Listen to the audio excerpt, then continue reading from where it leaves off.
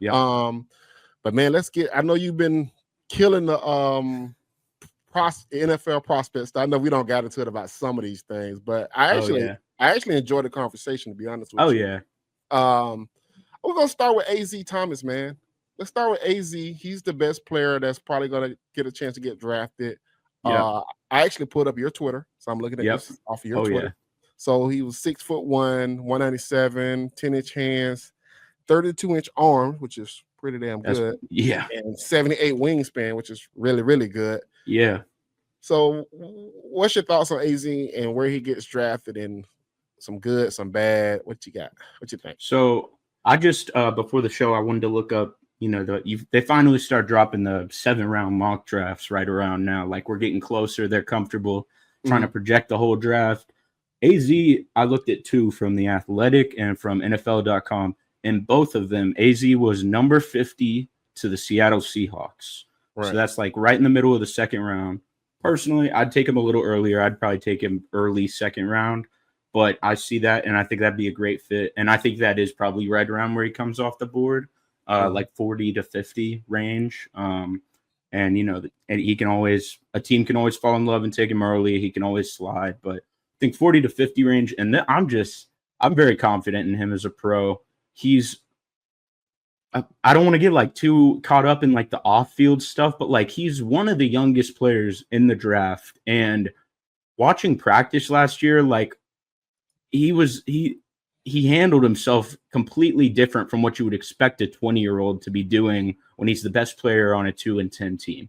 You'd expect him to be, kind of doing his like taking reps off in practice and, giving up. And I think, he definitely made a few business decisions as a tackler late in the season when it came game time. But I think his intention in practice, even like when, they were 1-9 or whatever, just working with the young guys, being so focused every day, like you could tell he treats practice like a game. Like he works with the young guys, but he comes in and he kind of just locks in. Right. And he's just all about his business. And I think that, he's like a month or 2 older than me. I just cannot. That's what I always put in perspective. Like the way he handles himself, it's pro stuff, and he has all the tools. He might not, and I think some teams and scouts in the media have soured on him a little after the 40, which is fair because personally, I find his entire testing a little bit concerning. Why he went to the combine, he did full measurements, and then he only did the broad jump. He didn't do the vertical. I kind of thought the vertical would maybe be his best thing, but he never did it. And then he does great in position drills at the combine. Then he comes to pro day. He's running his 40. He does the short shuttle. I'm thinking he's going to run right around a 4.5, 4.52. Right. And he runs a 4.58, which would be real. It's tough. Like that's an outlier. It is tough at the corner position to run that. Well, the thing about his 40, why it's so tough is because when you look at the way he plays, he's a man-to-man cornerback. So if you're going to stick him as man-to-man, that means he's going to have to guard them down the field, right? So he's not going to have a lot of help with zone coverage and stuff like that. So if that's going to be the case, then it becomes like, how is he going to hold up? Oh, yeah. I've seen even some people who really were going to bat for him back in January when you were never even like seeing him in top 100s, kind of flip. It's like, man, I love his game. I don't know if I can bet on that skill set with a 4.58. It's just a tough combination. What I have to keep coming back to is his hips. His ability to stay in phase and his ability to dictate the route of the receiver off of the line with his hands and his long arms, even if he misses his punch, or if he kept talking about this at the Senior Bowl, he kept getting his feet too wide after his initial punch in press. Even when he would get his feet too wide, he just can flip his hips like a 5'10" slot corner and kind of stay in phase. It's just then, can you continue to stay in phase as they keep getting further downfield? But I love, like, for a guy as big as he is, the ability to flip his hips, hit, like, speed turns. Like, there's a rep against, I want to say Duke or something, where he does it, like, back-to-back to stay up with a guy. Like, he's doing head fakes. And he just moves different. Yeah, he didn't go against a lot of NFL guys. No, not this year. The work he did against Jordan Moore was impressive because I think Jordan Moore is going to be I like him a lot. I don't know if he's going to be great. I like Jordan Moore. Like, he's a guy I would draft in the 4th round. I think he could throw the ball to him 65, 75 times, and you'd be fine with moving the chains with that type of guy. So. And he didn't have like a lot of PBUs this year, but that Duke game and then that Notre Dame game. And one of those PBUs I was watching back is on the guy who went crazy in the playoff semifinal, Great House on Notre Dame. Yeah, the guy that's he was a champion in lacrosse, right? Yep. So so he locked him up. But yeah, he didn't really face a ton of crazy receivers this year. He had a few opportunities last year. But yeah, this year wasn't tested as much.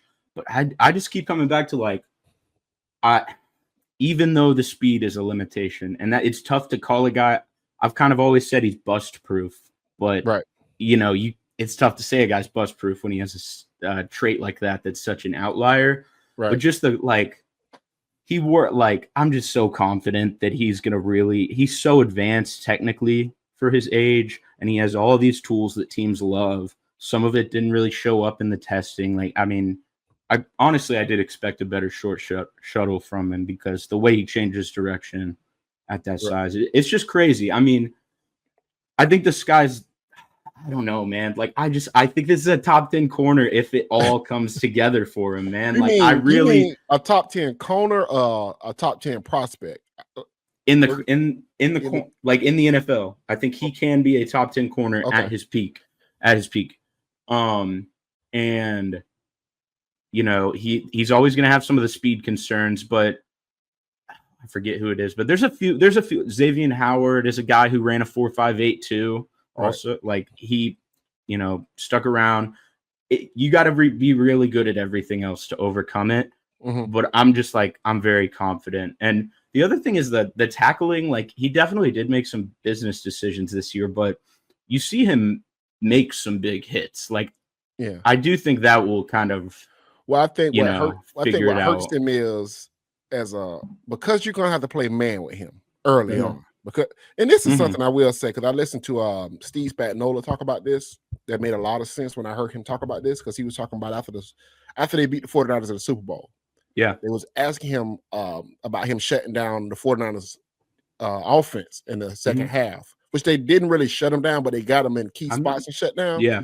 So he was talking about this, and it made a lot of sense, because in college, the real cheat code in college, if you got corners that can play zone, right? Because now they can keep their eyes on the football. The quarterbacks are not that great, and you can really dictate a lot on defense if you got corners that can play zone, which is hard because a corner that plays zone have to be like a student of the game, have to understand how to match routes and everything. So, but he was saying in the NFL, if you got guys that can play man in the NFL, because you have so much more time, you can teach them to play zone. So in that particular game, he was saying when they was evaluating guys to draft, the Chiefs they was taking mainly man guys, like guys that could just play man. Yeah. And the Chiefs get in trouble with this stuff because they was always saying the Chiefs cornerbacks don't become great until like their 4th year. Yeah, yeah. Right. So they always start off rough. Yeah, they always start off so slow, and they'd be like, Jerry Sneed. Nobody knew who Sneed was until his last year. You're like, this is the best player in the NFL, right? Exactly. He's about to go get a bag at Tennessee. Yeah, so they were like, it take them so long. But he was saying the reason why he do that, because I know if I get a guy that can just play man, I can always flip my defense from zone to man based on what I'm getting from the offense. Because you were saying Brock Purdy is so good against zone that you can't play zone against him. Like, and they was hoping to just get away with it in the first half. Like, if we could just get away, play a lot of zone, then we can trick him in the second half and play a bunch of man. Right, because they weren't afraid of Debo. So, so the thing with AZ, my point bringing it back to AZ, because he's a man corner, that's a very coveted thing to get a guy that can play man. Like, okay, so with AZ, I think it's a couple places that I think would be great for him, like Buffalo. I think Buffalo would be a great place. I love Buffalo's place for him. Yeah, I think Buffalo is a great place for him. Like, if I'm Buffalo, I would probably trade back. To try to get. If I'm Buffalo, I would try to get the safety from South Carolina. Oh yeah. And I would try to pair him with AZ. And if they do that, I think that would make them, because if you can trade back further enough where you can pick in the first round, the first or the second round. Yeah. And be able to trade back up again into the second round, a little further up, where you can go get AZ and you compare both of those guys together. That's something that's something Philly would do. Philly would do something like that. Philly would do something like that. They just attack their weaknesses. So I like AZ a lot. Philly, that organization, they just generally get the most out of their guys too. Like even outside of the scheme stuff, like the guys they draft, they're gonna figure it out. They attack their weaknesses with a lot of value. And I was telling somebody, because in the draft, I hate these conversations. Everybody in the draft be like, it's a good draft to trade down and like get a bunch of picks. And I'd be like, that is so stupid, because you're not going to draft 10 players in a draft that are going to like make you better next year. So I was telling somebody, because they were talking about Philly trades back and the Ravens trade back. I said, if you ever watch Philly and the Ravens, they trade back to accumulate picks to trade back up, so they can get the 2 or 3 players they really, really want, right? And they don't draft a guy to develop a guy unless it's a big O lineman or D line. But most of the time, they drafting a guy to be a player on their offensive defense.